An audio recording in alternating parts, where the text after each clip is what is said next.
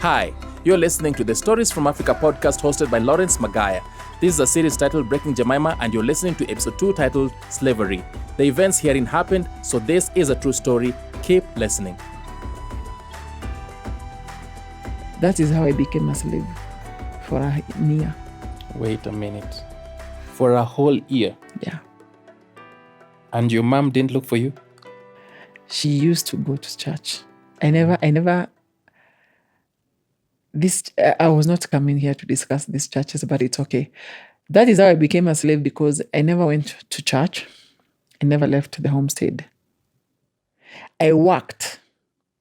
And I remember most of the times I think of going back and see whether those cows are there, whether they are alive. Sorry to say so.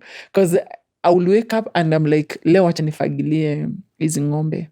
Nakumbuka kufagilia ng'ombe. Unajua watu wajuangi zizi la ng'ombe wanafikirianga tu ni kutoa tu hiyo ni mbolea peke yake. Mimi nilikuwa nazifagilia. Alikuwa na mbuzi na kondoo na ng'ombe. Alafu alikuwa na hizo kuku na hizo taki. So akaniambia, wewe huwezi toka. Aliniambia utoki kwa hii boma sahi. You're going to stay here. That is what God has said. Yeah. So I was like, God said. So did it sink in you? Did you believe this was the voice of God? Yeah. Or did you see him I'm as though 17. he's taking advantage of? No, I didn't see that. I'm like, if God, we don't say no to the word of God, to the men of God. And they blackmail people. They tell you if you refuse, you're going to get cast and all that. Remember, even if I go back home, I don't have money. You're getting? So I can't go back home and go back to school because I don't have money. Sasa, mimi si nikasemaje kama atakuwa akaniambiaje, I will be paying you. And then, alinidanganyaje, utaka hapa, unasaidiana na bibi yangu na watu, the workers. And then, after 1 week nakupatia pesa, unajisevia, fanya kazi hata kama ni miezi 3. After 3 months, you'll be having money, you can go back to school. That was a good idea to me. Because unaona hapa ni boma ya mtu wa Mungu. Anahubiri, anasoma neno. Unaona, si kama venye sitaenda kufagilia hizo manguruwe, sitaenda kutafuta hizo vibarua, barabara inatengenezwa niende nisaidie wanaume kufagia, ati sijui nipate kitu. So mimi nilikuwa nafanya hesabu zangu, naona hapa nitapata. Yeah, and by the way, I'm silly because it was 500. Let me laugh. 500 for what? For 1 week. Atanipatia 500. So ni 100 kwa siku. So nilikuwa naona miezi 3 nilikuwa nimefanya hesabu, nikaona nitatoka hapa na kapesa si kabaya sana. But I believe even it's not that you were silly, considering that at that age, coming across that kind of money was not. Yeah, that's wrong. And remember the background, remember the lifestyle, remember, and I blame poverty. Yeah? So me, I stayed there, and after 2 weeks, nafanya hizi kazi, bado naenda kwa dam kuchota maji, and ninaenda nachota maji, nakuja, nikakuwa sasa mimi ndio nafanya kila kitu. Nipike, nifue, nifanye hizo vitu zote. And the wife, because she was 20, so I think kuna hiyo akonako ka utoto bado kadogo. So me and her will rhyme. It was during the time we will talk about Sarafina, we will watch Sarafina, and even sing and do the dance. And then there was a time the husband came and looked at me and looked at her, and he was like, you people are crazy. So, and then there's a movie called No Retreat, No Surrender. I don't remember the main characters. No retreat, no surrender. So I will tell myself, I will not, no retreat and no surrender. I will not surrender. I will not agree what poverty wants to do to me. That is what I will tell. At the back of my mind, I'm like, I'm not going to surrender this vision of going back to school, So here I am, 2 weeks are gone, 3 weeks, 1 month. Sijai kanyaga Nairobi. Sasa nimesha kwa mtu wa kijiji manze. Najua hiyo mpaka nimeingiana nao watu na tumeanza kupanda mpaka cabbage nini. So for you actually settled in? Yeah, nimesettle. Hata nimefika. Unajua venye mtu anawaambiango ni wakinyireko rewadhiaga. Ulifika kwenye ulikuwa unaenda. Mimi nilikuwa nimeshafika kwenye nilikuwa naenda. And now what about school? What was going through your mind considering the school? Yes. So me, I'm like, whether I go back, I don't have that money to go to school. I don't have money. So me, I'm thinking, is it 3 months? I'm like, I'm not in a hurry to clear school. Namaliza shule niende wapi? Even the ones who finish school wamefanya nini? So me, I'm like, I will repeat. I don't mind repeating. I was like, even if I'm 17, I can go back even to class 8 if I want. That is what I was telling in my mind. At the back of my mind, I'm like, I'll go back to Nairobi and nitafute shule and go back to school and continue with the life and all that. That is what I was telling myself. I'm not in a hurry. I was looking at my uncles and my aunties, my cousins. I'm like, wamemaliza shule, ni nini kubwa wamefanya, unaona? So, but I think pia poverty kuna venye inafanyanga mtu, unajua unakuwa comfort zone. Juu hapa unaona unaamka unakula hata kama unafanya hizo vituko zote. Yes. Now, so 1 month imeisha, I need my salary. There's no salary. Bibi yake ananiambia ngoja tu, unajua tuwezi kukunyang'anya, tutarudi. And I remember that is 1 month. Now 1 month they're homestead. 1 month, 1 week. There's a girl who came, a lady. So all this time, are you alone or did the other team also Kuna come wengi, back? not the ones we had, but kuna wengine wamekuja. Unajua alikuwa akona shamba kubwa sana, si moja. So watu wafanyikazi wako wengi, but remember, ni watu wameenda kutafuta Mungu. Ndio analeta, unaona? Ndio analeta huko anawafanyisha hizo kazi. Si ati ni mtu ameenda kutafuta kazi ya shamba boy. Ameenda amepatia prophecy, akakwambia umembona Mungu, ende kwake ukae wiki moja, sijui message itakuja. Such majority were that. But you know, boy child, kuna venye mwanaume wabebi ufala sana, itafika mahali uone fulani alitoka asubuhi na panga hajarudi, jioni nafika hajarudi, mnakuja mnaambia panga yenyu na jembe yenyu ndio hizi tumezipata kwa shamba. Alienda, alijifanya ameenda shamba, akaenda zake. And just to satisfy curiosity, did any of his prophecies ever come true, or so was he genuine while taking advantage of people, or what was it false? No, what happened is, I believe, when he started the ministry, the things he used to prophesy came to pass. That is why the people were following him because of the prophecy. But they never knew that the glory departed. So he was doing these things on the glory that was there, but it has already left. But my mom, my aunt, and the followers never knew that the glory already. It's like when the Ark of the Covenant left. You know, people never knew until when the war came. That is when they realized, the Ark left. So this time he's not already anafanya vitu na mwili na damu. Anyway, so there's no money. I've told you it's 1 month, 1 week. Those 5 weeks. A lady came from my home. So when she came and she told me, you're here. And then I'm like, yeah, for almost 1 month. And then she told me, no, this. And then she's like, no, why are you here? And then I'm like, because I wanted school fees, blah, blah, blah, blah, blah, blah. She told me, okay. Me, I want to go to Saudi Arabia. I just need him to assist me to go to Saudi Arabia, blah, blah, blah, blah. I just need money for the agency, blah, blah, blah. Okay, fine. So, simi tumeongea, nimefurahi nimeona mtu mwenye najua. We welcomed her. She stayed for 2 days. That day she left. She left and went back to Nairobi. So she was given money? I don't know whether she was given money. Okay, I'll tell you the story because I later found her. So see, she left me after, I think after 2 months, I was like, no, I need the money so that I start preparing myself. I called him, I found him with his wife and told him, can I talk to you? And then he's like, yeah. They loved my work because you know what I used to do? These young men who were working, imagine mnaenda kazi Monday to Monday, ampatangi time ya kufua nguo. Sasa mimi kwa shamba, nikatolewa kwa shamba, nikaletwa kwa boma. So I used to do their laundry. Nawafulia nguo, mimi nimefua jeans za wanaume. Nafua, nafagilia hizo ng'ombe, nafanya, nakamua, napika, and then I used to cook. Sasa when I cook, because I know ile kazi umefanya, I will make sure nimepika kama ni ugali.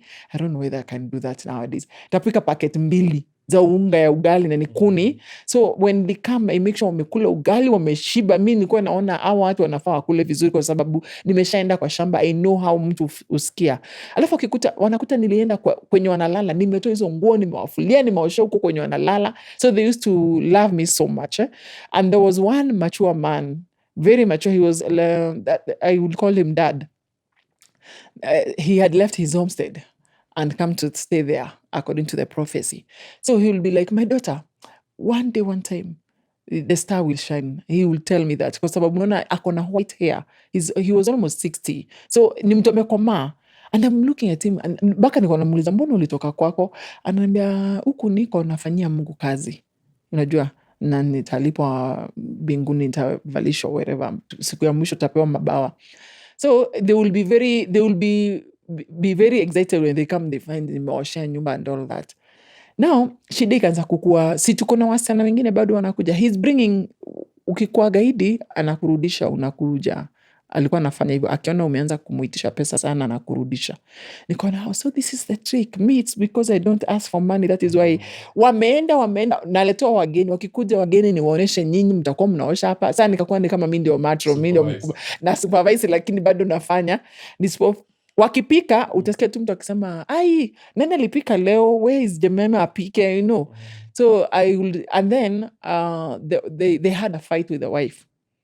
So when they were going, the wife didn't come. They had a fight, wali argue, walikuwa wanaenda in Thika town sijui kufanya shopping. They argued. After they argued, they went, he came alone.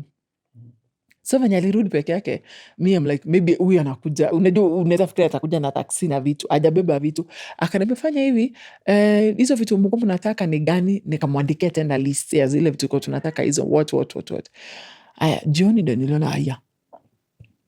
Jioni imefika, fulani hajakuja, kwani what's going on? So tukaanza shishi hiyo, watu wakaanza wanaongea, akagurumisha gari akaenda akatuacha kwa boma, akakaa 3 days hajakuja. So me we are there with the men and all that, but they were very, because of this old man, he was very respectable. He will always preach to us at night and tell us to pray. We are still saved, eh? So there's some things we can't do. We are not even thinking outside the box. So this mature woman I was telling you about, she told me, you want to get out of this place? I told her, you can't. Nikamuuliza, why? Akaniambia, because you are a slave. And then I'm like, what do you mean I'm a slave? Slaves, these stories are slavery zilisha. Hizo ma 17. Akaniambia, no. Huku umefungwa, no huwezi toka. Nikamwambia, sasa what do I do? Akaniambia, if you want to go, make up your mind and go. Nikamwambia, sawa. So akumaliza story juu kuna mtu aliingia, hiyo story kaisha. Okay, tell me what about this woman? This woman? Yes. She had, sasa later on I know she had a fight with her hubby. So she had gone to seek comfort in the church and then she was told to kuja. So when she kuja, she becomes also another slave who is working, farming and all that.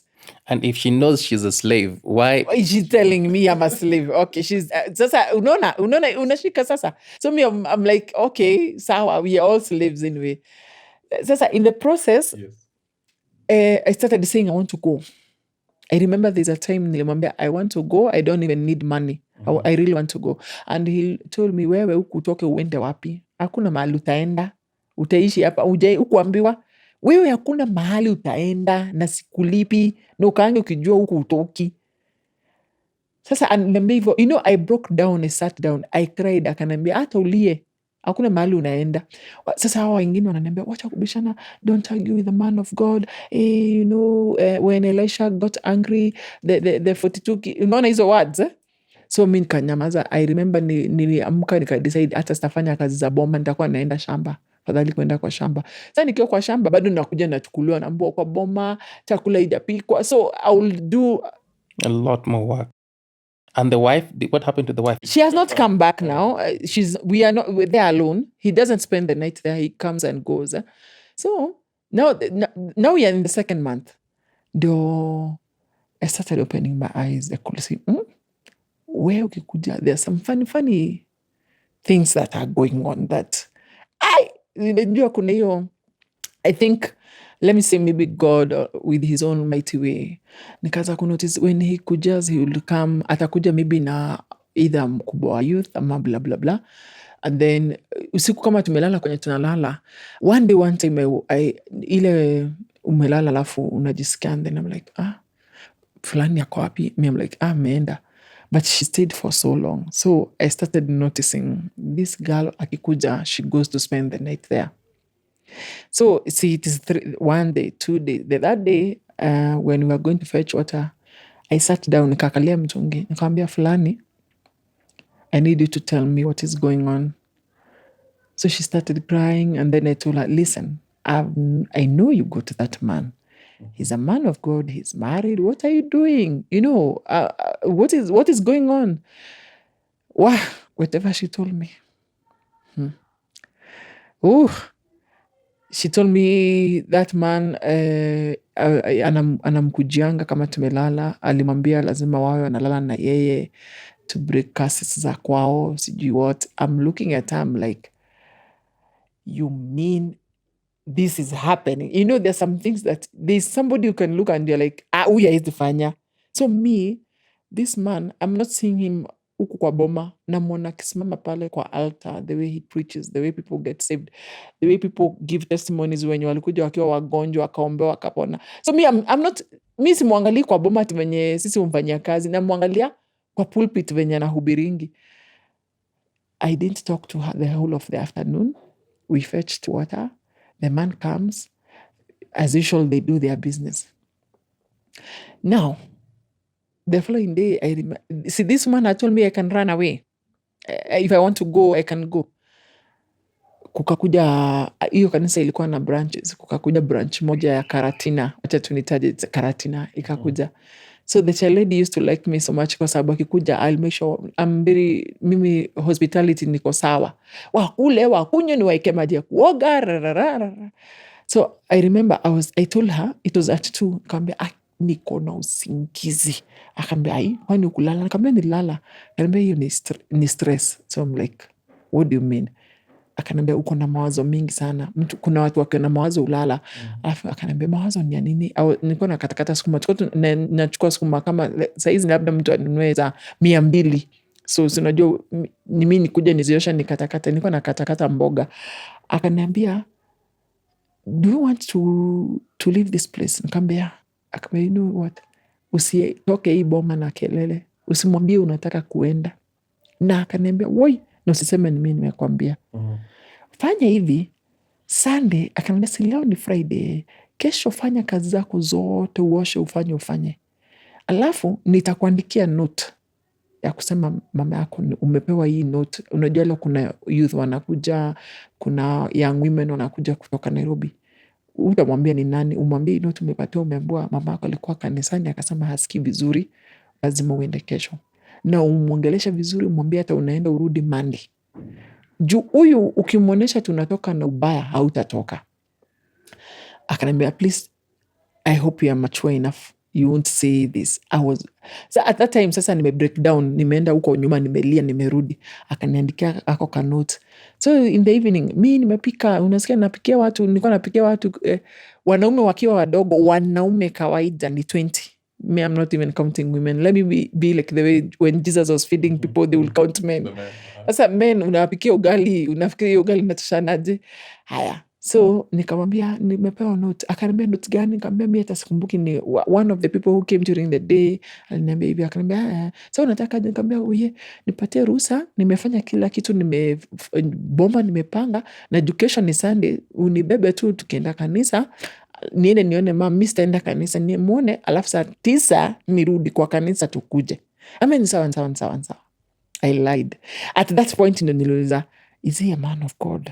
I've lied to him. He should see that I'm lying. Sasa hapo nimeanza kufunguka akili. If he's really a seer, if he can see, how comes hajaona nimemdanganya? So nikajitayarisha, nikaongelesha, ule aliniambia usioneshane uko na dalili.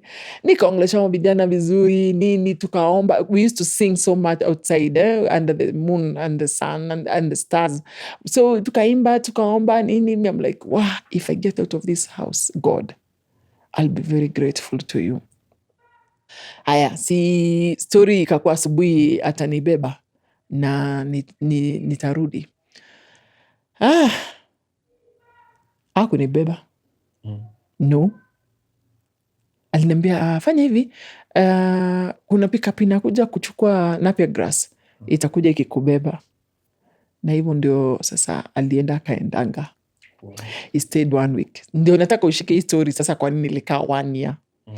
Sasa silikuwa nimekwambia ni miezi 2 tukakaa. Sasa nikaanza kuona mi boma sitakuja kutoka, and I'm thinking of run away. There's a time nilienda kwa dam, nikafikiria venye naweza run away to Kenol, and I'm like, oh and God. This guy had no neighbors, no one you could talk to. Unajua ni boma, ako na shamba kubwa sana. Alikuwa amenunua shamba kubwa sana, si shamba moja, hata sijui ni eka ngapi. Kunao lakini unajua they know him as a man of God and wengine washirika wake, unaona. Sasa nikaona huyu venye hajakuja, akukuja for a whole week, akukuja. So I was like, sasa nitarana wiaje, how will I get out of this, how will I get. Sasa tunaona mwezi imeisha, hiyo ingine imeisha hiyo ingine. But I would remember the words of this woman. She told me, ile siku utataka kutoka umwambie the same thing, usikade muonesha unataka kutoka na fujo. So I started planning, nitatoka aje, how will I go. So apparently akaleta bibi yake, wakaenda wakasikizana, bibi yake akarudi. She was pregnant, she gave birth to a baby girl, blah blah, tukakaa 1 year hapo, ilisha hivyo.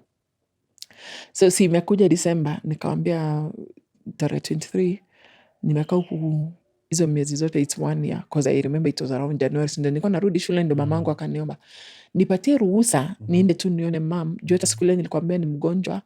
And I was praying at the back of my mind, saidia mama siende hiyo kanisa, juu akienda atajua nilimdanganyanga, atamuuliza mali kwa mgonjwa. I don't know how happened, but my mom never went to the church. But how she never came to look for me, it's still a mystery until today. So nikamwambia I need to go. Akaniambia no problem, unarudi Christmas kwa sababu unaona we have a small baby. Nikamwambia yeah, no problem, nataka tu nifikishe tu hata Pokeno, hata si baby nguo, naenda tu nirudi. And that is how miracles happen. Akanifikisha Keno, nikapanda gari. Where did you get the money from? He gave me 500. Just paint me a picture. How far was this place to the main road? It's very far. Hakuna gari zilikuwa zinaingianga ndani. Remember hizo tunaongelea 27, 26, 27. Hakuna gari zilikuwa zinaingia. Ni mbali sana, ni mali ukitembea utasikia umetembea. Siwezi sema ni miles ngapi. Si ati hata gari zikipitia kwa hiyo barabara tuko tunazisikia. Ni huko ndani kabisa.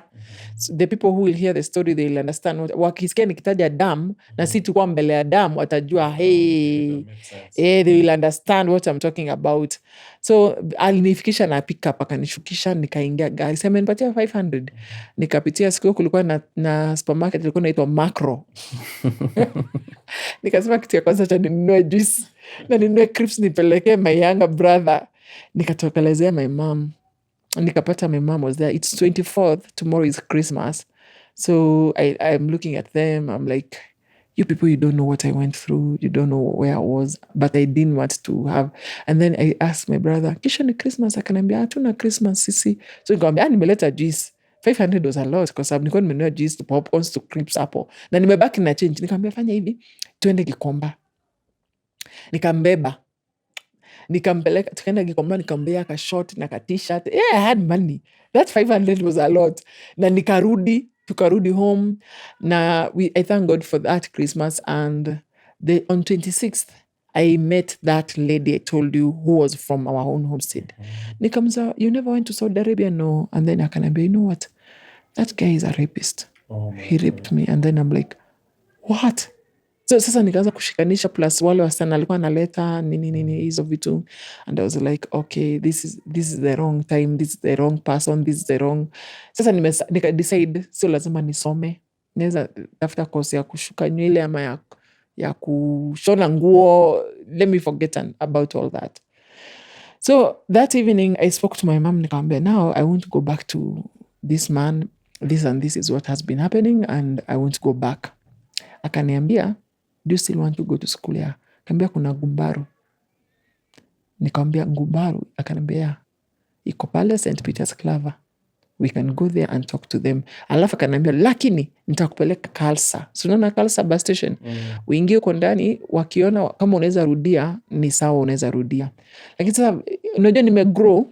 So nikamwambia ni sawa, kwenda Kalsa nikaona wale watoto ndasoma nao. Hapana, wacha tu I want something that naweza dilipia nikifanyanga hustle. So mi nikaenda nikapata kibarua ya hoteli mahali Kayole.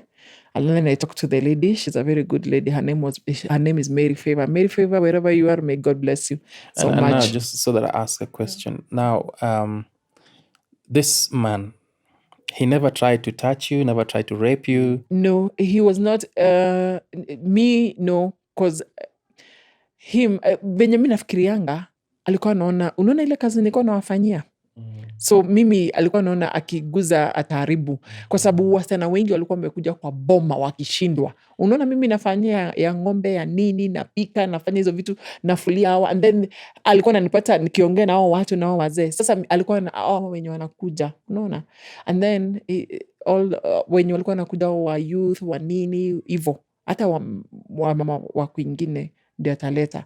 Mimi angeniguza kwa sababu sasa ndio muelewa ile kazi nilikuwa nafanya hiyo boma. Of course kulikuwa watu wengi walikuwa wamejaribu. Juu nimekwambia nilikuwa naenda kwa shamba, wananikujia kwa shamba, wanaona kitchen imeharibika. Nikienda kitchen wanaona everything is running, and yeah, maybe that is why. And God's ways are mysterious. So I decided to go to kazi ya hoteli Kayole Nyando stage. Nimekumbuka memories are beautiful. Kulikuwa na kakefu hapo. So nilikuwa namfanyia kazi, ikifika saa 10 ananipatia ruhusa. She was a very good lady, understanding. Alafu naenda Gumbaru jioni St. Peter's. That is how the journey. I did my wherever, and I was very excited. That time I was feeling like wow, because I really need to do this. I really want to do this. Now, sasa ndio nimekurudisha nyuma, ndio nikutane na the man because now I went it was back. 1 year you met this man, then you went for a whole year. Then what happened? So eventually the man sasa yeye hata sikumbuki hizo. Sasa kuna wengine wamekuja mbio this girl, of course kuna wengine watakuja hivyo in the process. So that now we come to 009. Sasa ndio ulikuwa nasemekana kutakuwa na millennium, sijui there's a rock that is going to come. You remember? 99 or 009? 1999, 1998, 97, 98, 99. Tuko tunaambiwa dunia itaisha 2000. Yes. So kulikuwa na hiyo story. So I remember I used to ask myself, itaishaje bana? Hii dunia inazaje isha kama sijaijaribu hizi vitu? How there was that scare wherever ka thing. So venye nimerudi, that now we are back to uchaguzi imefanywa ya hiyo 97 imefanywa 97, sasa 98 sasa ndio tunaanza. So I met this guy, and he was very kijana tu mzuri, ana maneno mingi. Thanks for listening to the Stories from Africa podcast Breaking Jemima series. Let's catch up in episode 3, where we revisit Jemima's childhood from the age of 9, titled Prophetic Encounters. Keep listening.